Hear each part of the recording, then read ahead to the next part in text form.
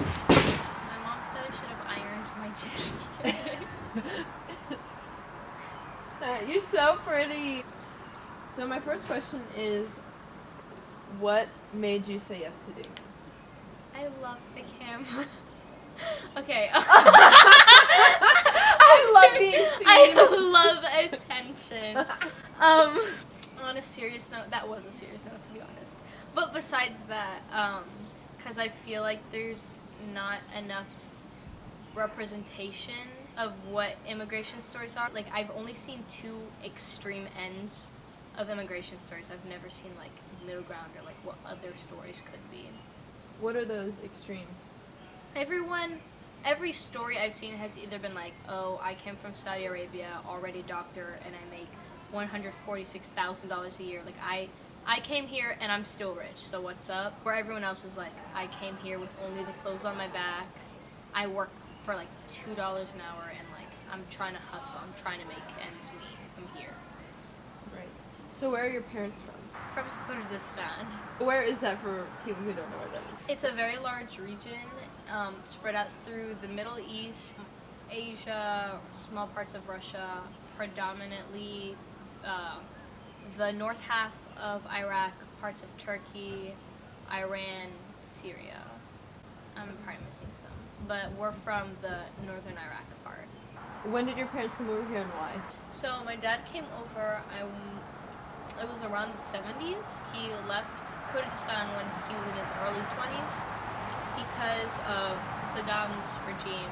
We were under a dictatorship, and it was a very strict time. Like, you really couldn't say a single thing about the government or Saddam or anything like negative, or like pretty much you'd be killed. And it wouldn't even be like an effort of trying to secret, like they will just come and kill you in front of your family. And my dad just knew like he probably would have not been able to make it out alive if he were to stay there. He had too much to say about it and knew the safest option was just like, I need to dip. So he left, and then he got married to my mom, and she came shortly after.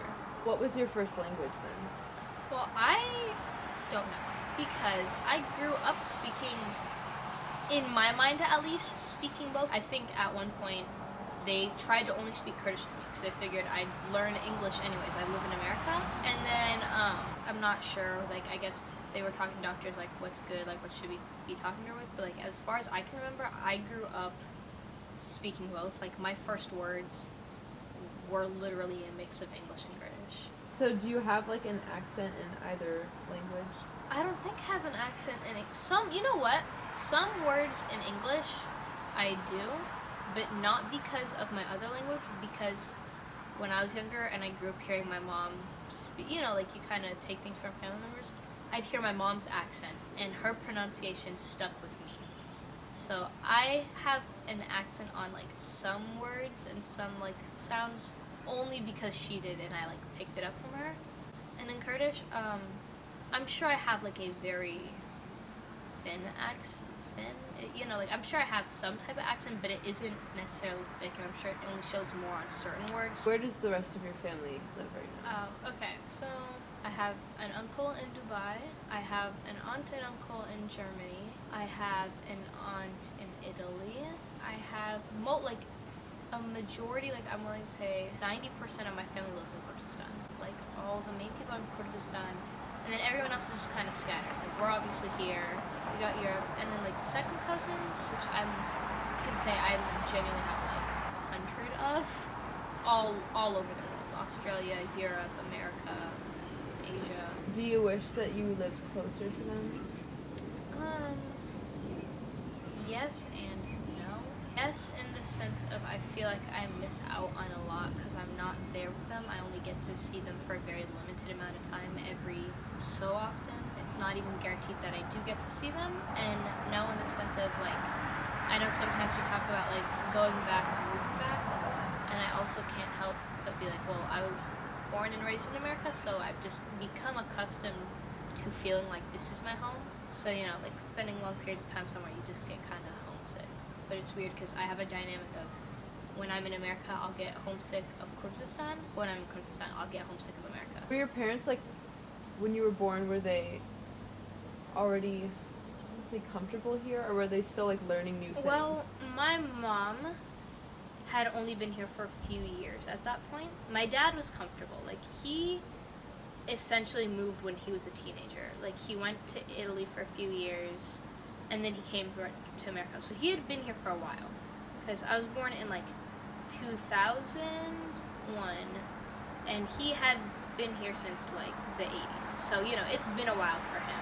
And I'm not really sure. Like, I'm sure my mom was getting comfortable, but things were also still, like, not neuter, but they were different, you know? Like, it hadn't been things she hadn't seen, but it just takes getting used to, you know, everything around you changing. Have you helped them in any way, like, with rules or quote-unquote, like, cultural rules? No, but more so, almost they've helped me. I've learned, because, I mean, we have a Kurdish community in St. Louis, but, you know, because, you know, Kurdish has different dialects, and with different dialects come different aspects of culture. The main dialect here is Badini, but we're Sorani, and the Sorani community isn't exactly super close. It hasn't been for a while, so it's been more so like I've had to ask them questions like, what's culturally appropriate, like what do I do in this situation, what do I do in that situation, like, you know, as you would. And I guess I've taught them teenager culture almost, because like they've come here and they've seen adult culture and like young adult culture, but obviously they weren't born and raised here. They don't know children and like teenager culture. Like, I had to explain to them like what 6th grade camp is, why do they do it, because, you know, like they don't do that other places. Homecoming, like school dances, you know, they don't really do that there. So when you kind of ask to do those things, it also always comes with an explanation of like what it is, like why do we do it. Because because like your mom and you probably have had arguments about like, Oh you yeah. can come over and like what kind of makeup you Yes. can wear, but I don't even know if that's like. I mean, it kind of is. A little bit. Maybe some of it is her own morals as well and how she was personally raised. But, like, I don't want you to think it's like Saudi Arabia, like, no guys, no girls have contact. Because there is, you know. My mom, she's a mechanical engineer. She, out of 1,000 students, was one of 3 girls. You know, it's not, like, anything neuter, but it's definitely been more strict of, like, okay, who are you hanging out with? What do their parents do? How do you know them? Are there going to be boys there? If I have friends over, like, it's like, no guys. And that's just, like, kind of a cultural thing, you know? There is mixing, but, like, not so much on a personal and intimate aspect. It's more of, like, one big social gathering. That's cool. But, like, when you get one-on-one, it's kind of like, that's not really what they go for. And, shout out to my mom for being the chill parent. So, you know, she definitely, although she keeps her culture in mind, she also understands kind of my culture, my, like, American, Kurdish, teenage, like, weird mix-up culture. She does try to keep in mind, like, what I want and, like, how I was raised, but at the same time try to mix in Kurdish culture with it. I feel like in America, it's low-key, like, summer and spring, I feel like it's really hard to find outfits that aren't really revealing. And I'm sure it's not just, like, Kurdish or Muslim, too. Like, I'm sure there are plenty of people who aren't religious or aren't cultural and just don't want to show so much skin. That's nothing against you guys, but I personally, just, like, with my culture, how I was raised, and just what I'm even comfortable with myself, don't always want that. And, so that's kind of a struggle. Like, my mom's, again, a little more understanding, chill with that. With my dad, it's often, like, did you have anything that was not so tight around the leg area? Do you have any longer shirts? Yes. Why are your jeans so skinny? Do you need help shopping? Is this all you own? And I'm like, it's called fashion. Have you experienced any sort of like racism or like, you know what I mean? Yes. It was predominantly in like middle school, because middle schoolers are terrible. Oh my god, they're so mean. So it's kind of weird. My parents, although they've dealt with racism, because they grew up and like matured and developed in their own country, it really doesn't affect them as badly. Like, it sucks, but they're like, I feel like when you're born outside of your home country, you cling to every drop of culture and your native tongue and like everything about it, and you try to stick with that as hard as you can, because that's really all you have. Like, that's all that's accessible to you. It hits closer to home when someone is racist to you.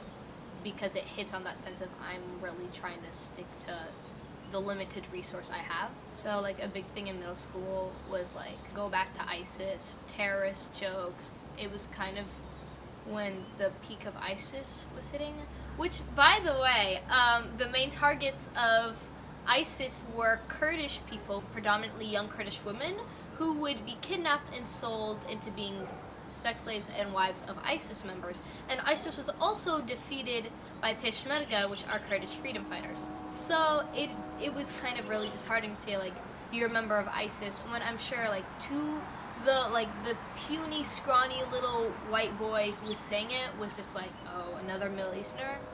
When you personally, like, specifically have seen the effects of ISIS on your own community, but, you know, like, not my specific community, but, like, on your people. So that was really disheartening for me at the time. When I was in elementary school, not so much racism, but, like, uncomfortableness. I went to a predominantly, like, white, middle, upper class elementary school where there was 2 Asian girls in my entire grade, 3 black kids, and 2 Middle Easterners, me included. The other one, which had been extremely, extremely Americanized and whitewashed. I felt like I didn't have anyone in that aspect, so I really felt like I couldn't claim her. So it was a lot of, and I'm sure other, just like in general, like ethnic and culture people could relate to this. It'd be a lot of like, why do you guys sound like that? Ew, like your food smells bad, or like, like lunchtime. This is a big thing. When I was younger, like younger elementary school, I'd bring Kurdish food with me. And, you know, I'd, like, sit with the Asian kids, and they didn't have a big deal with it. Like, they brought their own food, too, so it was just kind of like, oh, cool, what'd you have? But, of course, like, the white American kids would always be like, ew, like, your food smells bad. It smells like poop. Like, what is that? And, you know, like, hearing that now, you're like, okay, go eat your peanut butter and jelly, Jake. Like, go eat your dry Uncrustable, okay? Put some seasoning on that chicken, alright? You know, now you hear it, you're like, whatever. But, like, to a 6-year-old, like, that's heartbreaking. That's so embarrassing and humiliating. Like, I remember, I feel so bad about this now. Like, my mom would send me with rice, koba, yaprak, like, my favorite foods. And at one point, I just kind of very frantically tried to ease out of that and start bringing American food, which sucks. And even now, as, like, an 18-year-old, I don't think since elementary school I've brought Kurdish food to lunch since then. A small part of it still sticks with me, you know? It's like, it's one of the first pains you've ever had. So I brought yaprak, which, you know, there's a lot of different versions of it, depending on, like, Greek culture. Actually, it's just kind of, you know, whatever. So it's essentially grape leaves stuffed with rice, dill. Sometimes people put meat in it. Or with a mix of vegetables, you could have it. Sometimes it's plain, like stuffed peppers, stuffed onions, tomatoes. It's really good, and if anyone ever has the opportunity to try it, I recommend it, because chef's kiss. When I was younger, that was like my absolute favorite food, especially grape leaves, because they have a very nice little salty taste to it. It's delicious. And my mom, knowing that, packed me my yaprak. You know, I took it to school. And, again, you know, like, sitting with the Asian kids, like, it was no big deal, you know? Like, they're like, oh, that's cool, what is it? I explained to them. They tried some. They liked it. I was eating my lunch. And then a group of white kids would look over and be like, ew, looks like you're eating poop. Like, that's disgusting. Like, why does it smell like that? And, you know, like, I didn't feel ashamed, but I felt so hurt. Like, I almost felt like I was doing something wrong. I didn't understand it, because up until that point, it always been like, oh, this is normal to me. Like, I just kind of assumed, like, everyone would eat things like that. And I think that was one of the main, I'm sure, like, other things have happened, but that was a big one that's, like, always stuck with me. That literally, like, touches me so hard. What culture do you think you're gonna bring your kids up with? Oh, I don't care. They're gonna be cultured so much in Kurdish. Like, they're gonna be oozing with culture. I hope. Okay. Because that's something I think about a lot. Because I also have to think about being second-generation immigrant. You only have the knowledge of your culture that you're taught.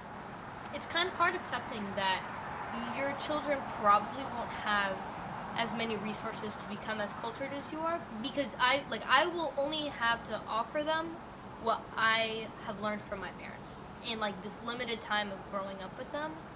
So it's kind of a frantically trying to learn every little thing, not only in hopes of educating myself, but in being able to pass down that culture. You know, like maybe I've thought about it, like maybe raising my kids in Kurdistan for at least some part of their life so they can have that culture in them, maybe more so than I did, because I know when I'm in America, I feel kind of like I feel out of place in comparison to like other Americans, because we don't have the same culture. Like even in America where people are like, oh well, America doesn't really have its own culture. It really does. America, at least like teenage America, it really does have its culture, and you feel different in it. Like you feel sometimes like you don't belong.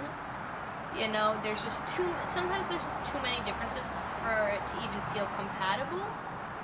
But also when I go back to Kurdistan, it's like I feel like I also don't fit in, because like I'm low-key, like very low-key, like kind of treated differently because I'm American.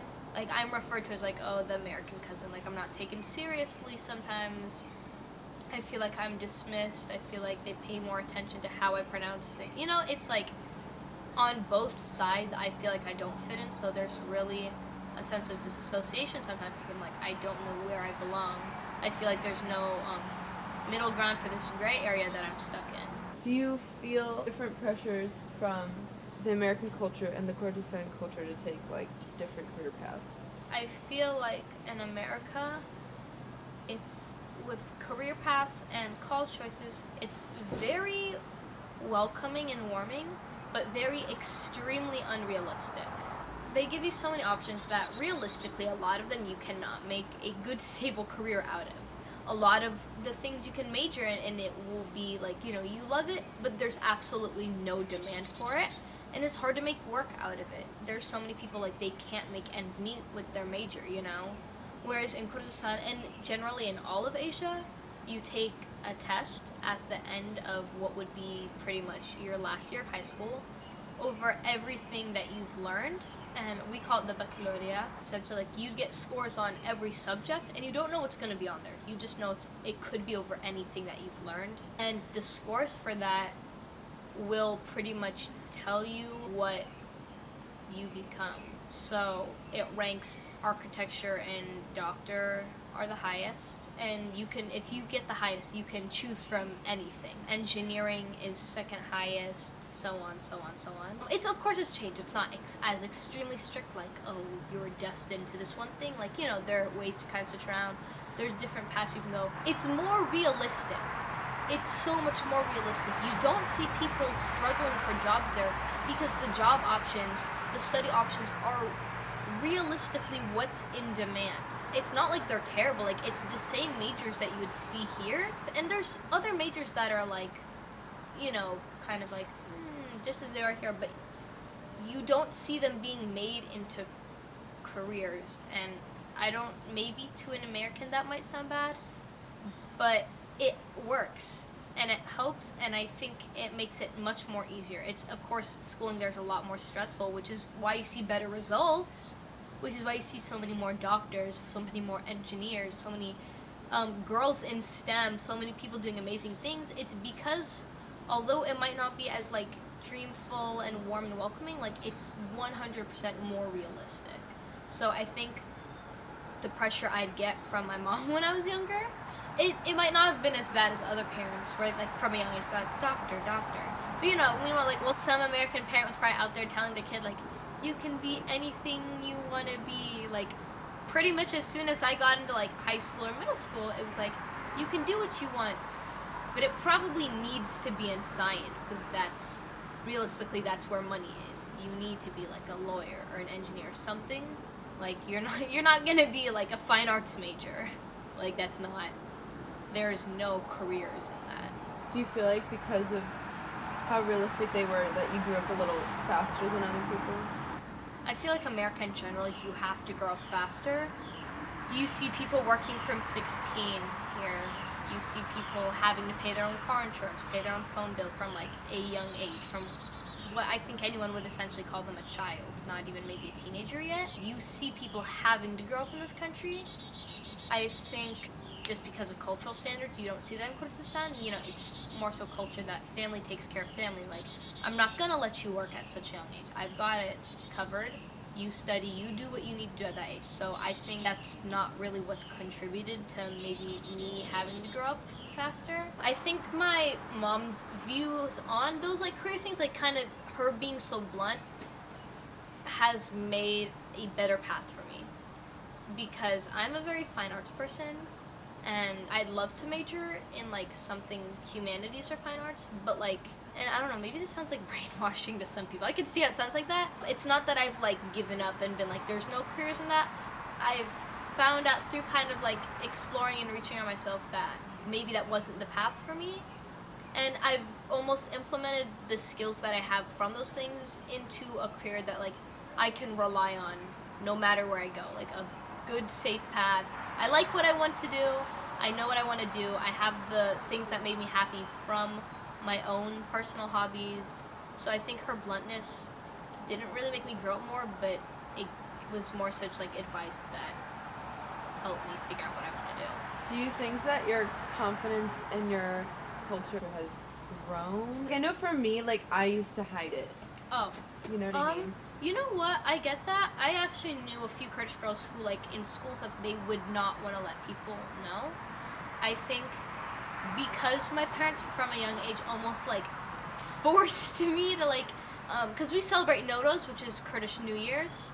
My mom, from kindergarten, would bring all of our Kurdish clothes and literally ask the teacher to come to my class and tell the class, like, the whole story of it, and, like, give everyone a piece of clothing to try on, and we'd all Kurdish dance. So from a young age, both my parents, but, like, my mom specifically really, like, she made it so, like, there was no way I wouldn't be very prideful of my culture. Like, my best friend I grew up with, when she was younger, she'd tell people she was Italian. She would not want people to know she was Kurdish, and I'm sure, like, she had her own reasons for it. She made me be very, very proud of my culture, and something that I still, like, very strongly represent and carry with me. And I think that's also why it hurt more when I'd get those comments, because it wasn't just, like, a small part of me, it was something that I felt very prideful about. If any kid is, like, struggling with their cultural identity, what would you say to them? Definitely take some time, step back, because I feel like it's so easy to get caught up in everything that's going on around you. If you're maybe in a situation where I was, where you're maybe in a different country than your own culture, take a step back, literally, like, lock yourself in your room, and, you know, just go online. Like, that's my biggest advice. Go online, discover new things about maybe both cultures, discover things that you can connect to, discover things that you're interested in, that you're confused about, they have questions about. Just go out there and discover. Eventually something will click to you, and eventually things will start getting clearer on what you need to do for yourself, what you need to do culturally, and it will all be good. It'll be good. It'll be fine. So how do you feel right now? Like, right now I'm cold. About like Kurdistan. And like this, like, how do you think? I feel I feel good about this. I feel glad about this. Speaking about Kurdistan, I feel angry, but like this interview, I think, was good. Well, thank you so much for doing this. Can I shake your hand?